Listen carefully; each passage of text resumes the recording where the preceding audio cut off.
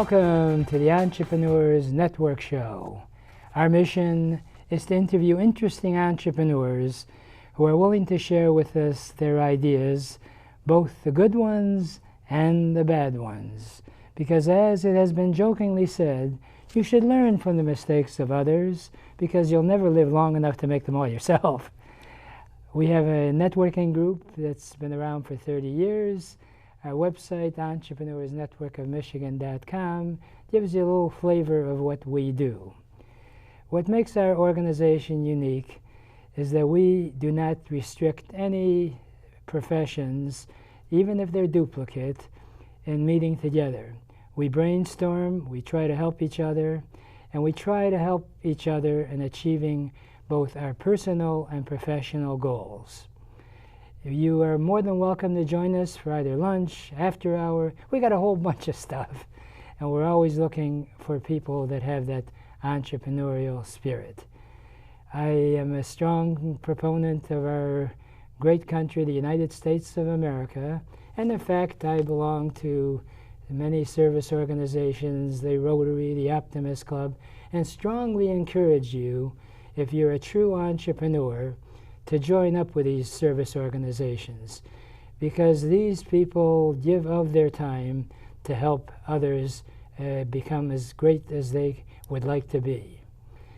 We are a firm believer of the whole principle of Zig Ziglar, whose great line was, if you help someone achieve their goals, they more than likely will help you achieve your own. And the truth of it is that the only way you'll ever really achieve your goals is to network, and as I like to say, if you want to percolate, you got to circulate. And I'm really excited about having both a friend and entrepreneur on our program today. His name is Rosh Sillars. And Rosh Sillars is an entrepreneur that's living up to the standards of today's marketing strategies. I joke about it. There are three groups of people on earth. One group make things happen, second group watch things happen, and there's a third group that stand around and say, well, what happened? We don't want to get you there. Rosh Sillars, whose background has been in photography, has captured the magic of the internet and also social media. Welcome, Mr. Rosh Sillars. Well, thank you, Ike. It's an honor to be here. Well, I am privileged, and I get such a great kick, and not only talking to you off the air, but you were our speaker a while back. I don't know if you remember. I do remember. Topic. It was wonderful. It was a memorable occasion, right? It was great. It was one of my best talks ever. I wondered, do you remember what you talked about? I probably talked about marketing and how to grow your business. And you were well received, and I really was amazed that there are certain people that have got the technology of what's going on with social media, search engine optimization, and those are nice words. And I'm always reminded by of the situation when Einstein's wife was once asked if she understood all of her husband's theories, and she said, well, let me put it this way. I could understand the words, but I could never understand the sentences, okay? And what I admire about you is that you really broke it down into understandable language. Now, you are the typical entrepreneur. You don't just want to do one thing. No, of course not. So your company has two divisions. Yes. So talk about that. Okay, well, my background is photography, and I started off in the media. So I've been in the media. I love the media. I love communication. So everything I do is related to that, and communicating with photography and images is what I spent a good portion of my career doing. So I have a commercial studio in Ferndale, Michigan. Love it. But at the same time, and in parallel, even since high school, I've had a marketing side and a media side, an internet side. I've always been an internet geek. And so I've worked those two worlds kind of in parallel. The marketing, media, internet side was kind of more in the background.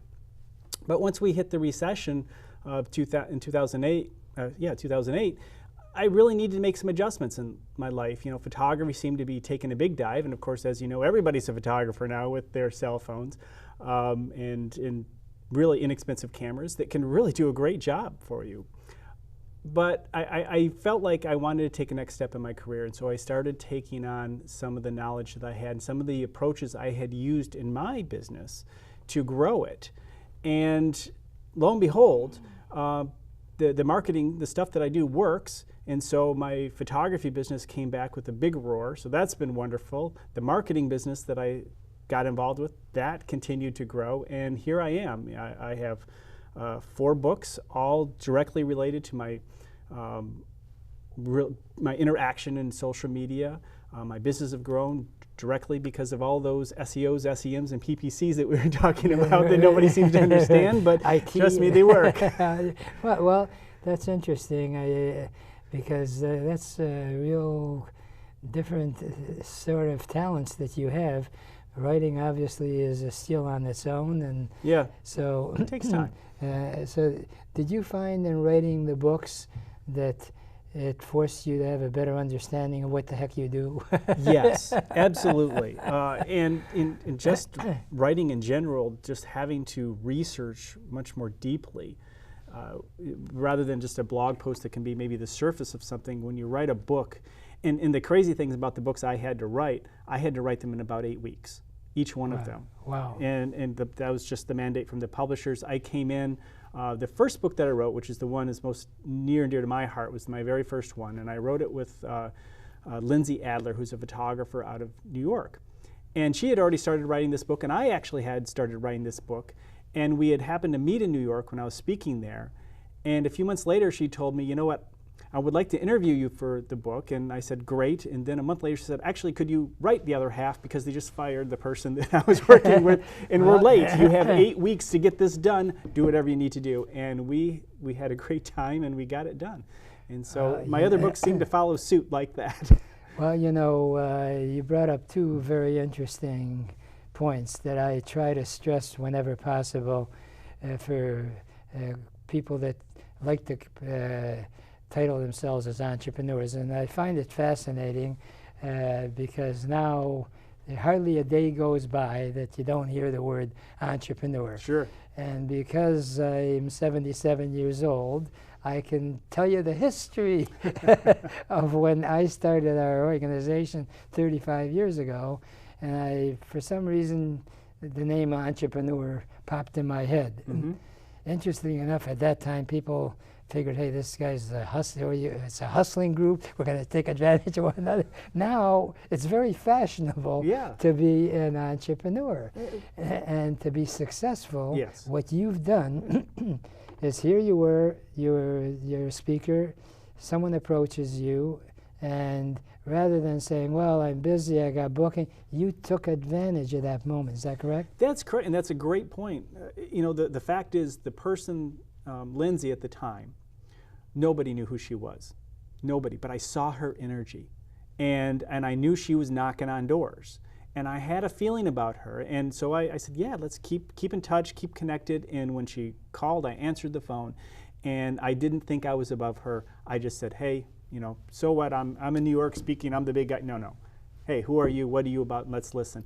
And the thing is, now she is 10 times bigger than I could ever hope to be in my industry. She travels the world. She has written 4 books also, and she photographs, you know, for major magazines. I mean, she literally has done more as a Canon Explorer of Light, more in the last 3 years than I probably have done in my entire career.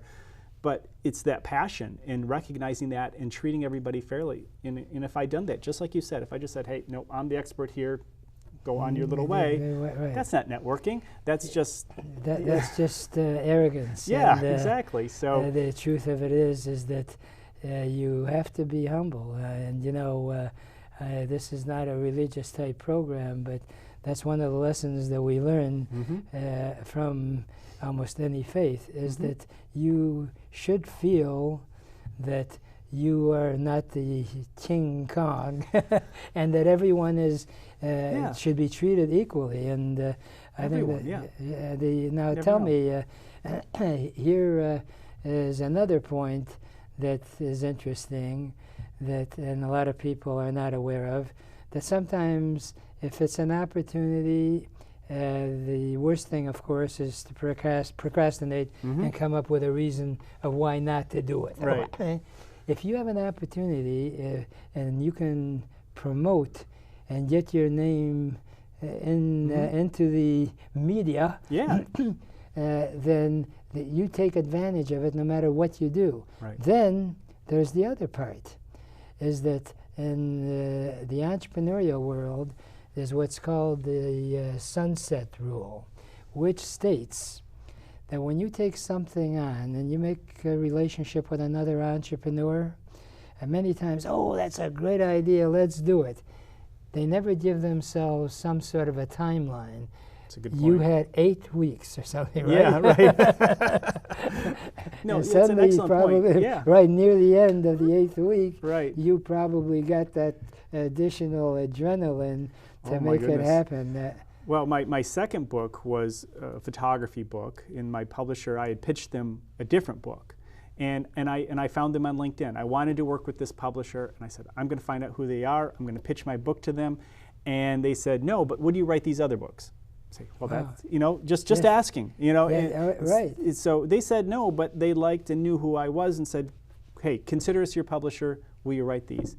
And I said, obviously, yes. I mean, and then they said, well, you need to write it in 6 weeks. And when I sat down that first night, knowing I had to write 75,000 words, plus take all the photos, which was about 150 to 200 photos. Wow. I panicked. And you know how I got through it? One day at a time. Right. Just do my best every day, and guess what? We got it done in 6 weeks. Well, there have been various people, successful entrepreneurs, who have a very simple definition about success, is that once you have a goal, I hear you had the timeline, yes, and this is what I got to get done, is the fact that you took one day at a time. The forwards, each step that you can forward closer to your goal, that's a sign of success.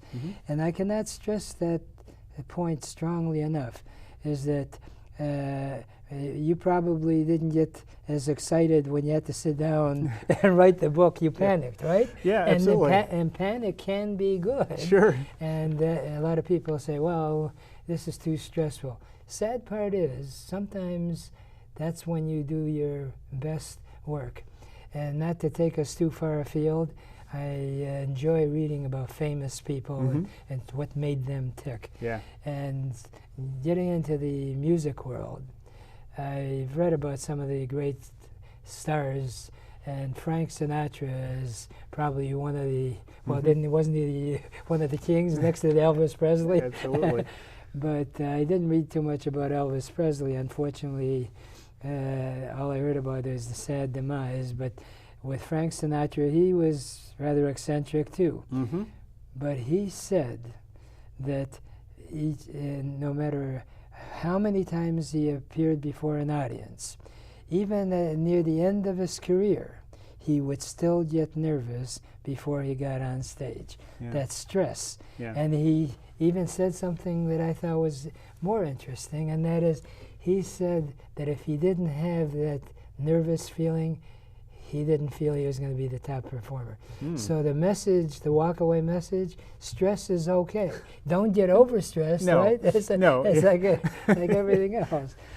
So tell me, with your photography background, and now along comes the technology and stuff, did you find that because of your experience in photography, you had sort of one step ahead of people that start the whole business of IT from scratch? Well, it's about communication and understanding that. And one of the areas that really worked for me is understanding the newspaper business. And as we know, the newspaper business has slowly faded over time, but understanding that, the search engines really wanted to kind of follow in those footsteps, I was able to apply those principles. So good visuals helped very well in terms of the internet presence, but ultimately, writing is a really important part of it.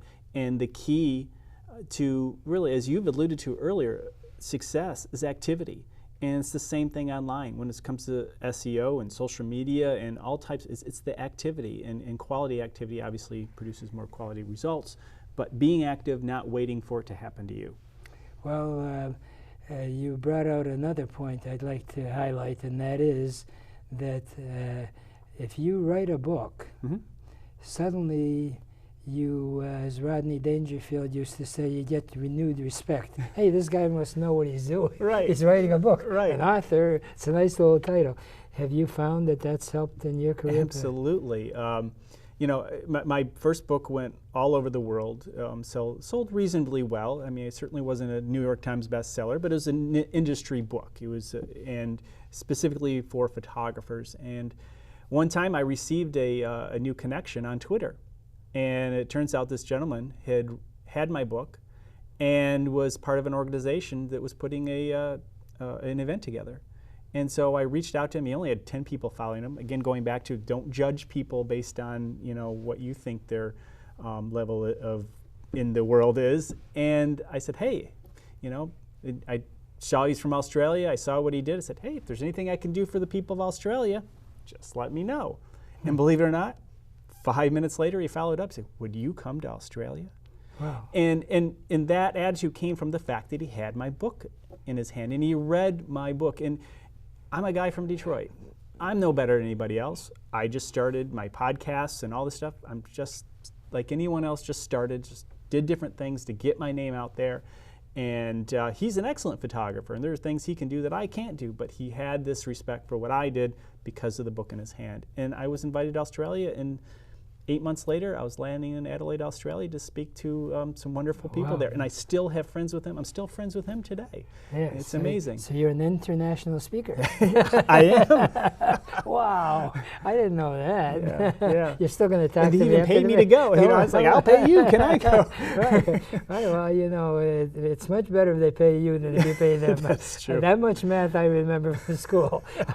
I just wondered, as far as writing, did you take writing classes, or you just started to write? No. Well, my blog really taught me a lot, but I have family members who have been professional editors and at the highest level.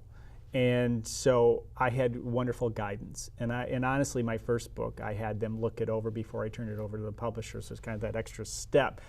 But, you know, just listening and look at their corrections, you start to understand what you need to make, what kind of adjustments you need to make. But practice and keep writing.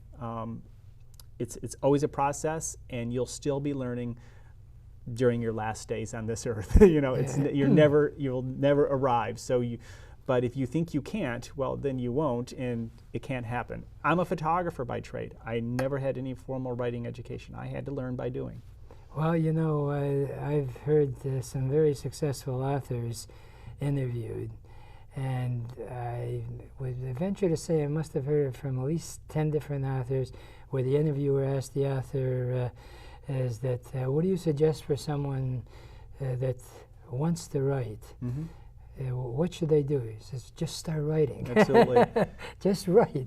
And it's amazing what happens. Suddenly the words spring out at you. Well, if you want to be a great photographer, you need to photograph every day. If you want to be a great writer, you need to write every day. Whatever it is you need to, the most prolific people are the ones who are the best, because they're always working. There's never a day you just become a great photographer and you stop photographing. There's never a day you just stop learning new ways to communicate or do marketing. You always, every day, try something new, test new ideas, and keep trying. And that's what makes you better. And over time, all those little things you learn along the way add up. And the next thing you know, you're the expert too. So, as far as photography, did you attend the photography school? Yes, or training? Center for Creative Studies.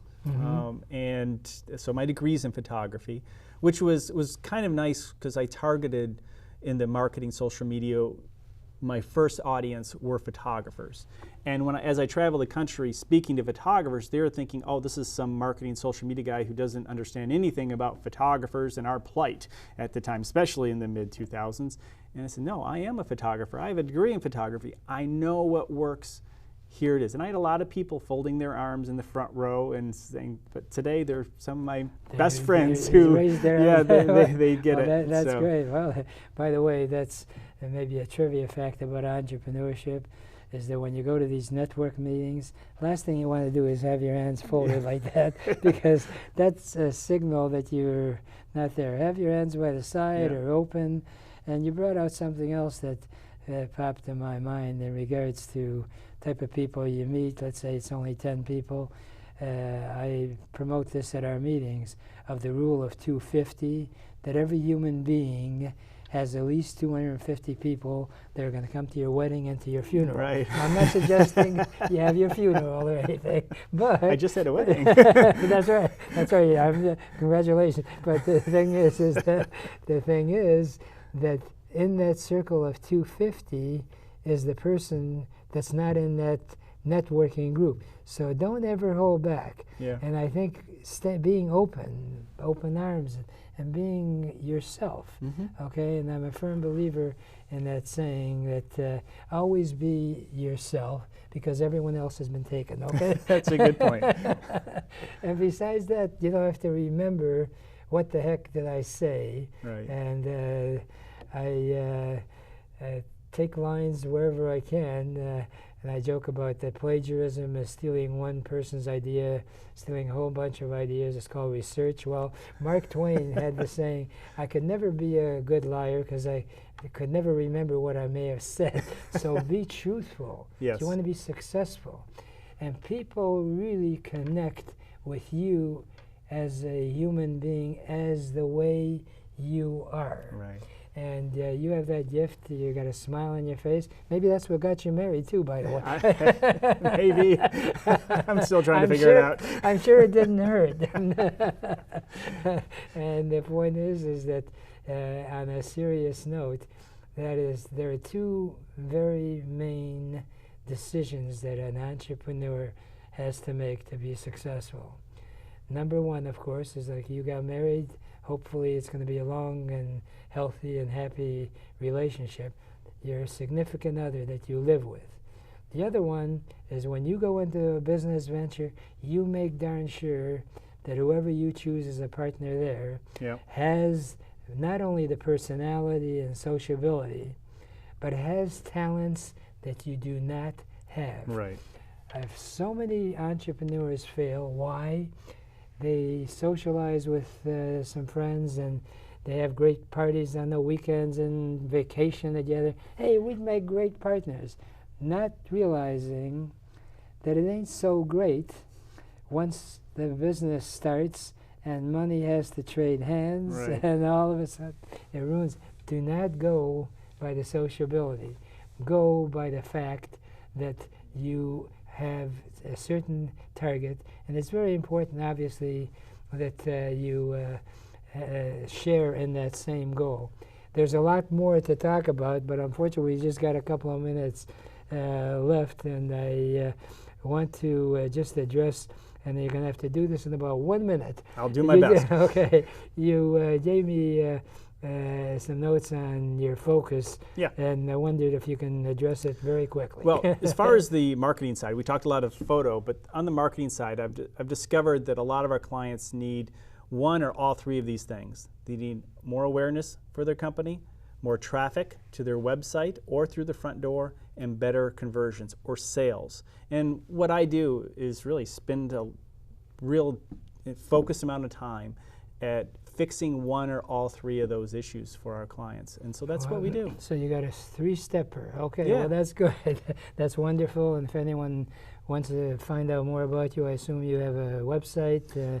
Simply, you can go to rosh.com, and that'll direct you to the right spot. And if you're interested in the media, it's media.rosh.com. Wonderful. And we've run out of time, and I only have enough time for my favorite parting thought, which is, if you really want to get anything done in life, you'll find a way. And if you don't, you'll find an excuse. And there is no excuse for not achieving your dreams and goals in America, because it is the greatest country in the whole world. Remember, a goal is just a dream with a deadline.